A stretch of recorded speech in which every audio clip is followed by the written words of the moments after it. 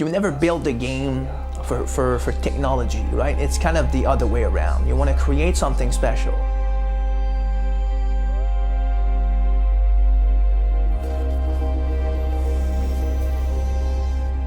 Aiden Pierce has been raised since he was young in Chicago. He's not born there. Like, the backstory is something we're gonna tell more about in the future. But what I can tell you is he's a guy who grew a bit with crime. You know, like stuff like stealing credit cards and hacking bank accounts. Is things that he's been doing to have fast money and things like that. Got violent from time to time, so it ended up having problems on his family. When you dig too deep into people's lives, like because you think it's fun and you think it generates some money, it ended up backfiring into his surrounding. He never forgave himself for that, so now he's this guy that is severely overprotective. And since it annoys his family and people are kind of saying it to him, he ended up developing this ability to surveil and satisfy his need for protection, unfortunately without them knowing.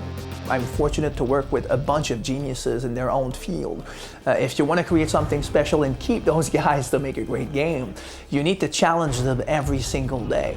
You need to bring them something that will challenge their intelligence, and that's not easy to do all the time. So that way, when the PS4, the next-gen stuff show up, it's a continuity of that process. People just want to, step up, say, bring it on. We're gonna make it happen, because they're already in that crazy state of mind of surpassing themselves, and they feel like everything they do, everything they think, and their quality as persons, they feel that they are free to bring those things with them and bring to the table.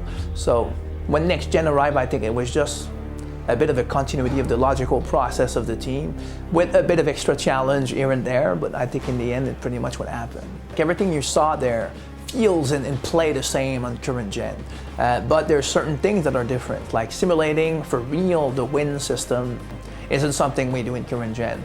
The density of the world is treated differently. It doesn't mean it's less dense. It's less dense mathematically, but we're able in current gen to see what's being done in next gen, and there's this interesting phenomenon where it creates almost of a brain competition, where like you have the guy on current gen who looks at the next gen and said, oh, all right, I'm gonna find something to create that illusion. And they are able to pull pretty spectacular thing that pushed the current gen to its limits.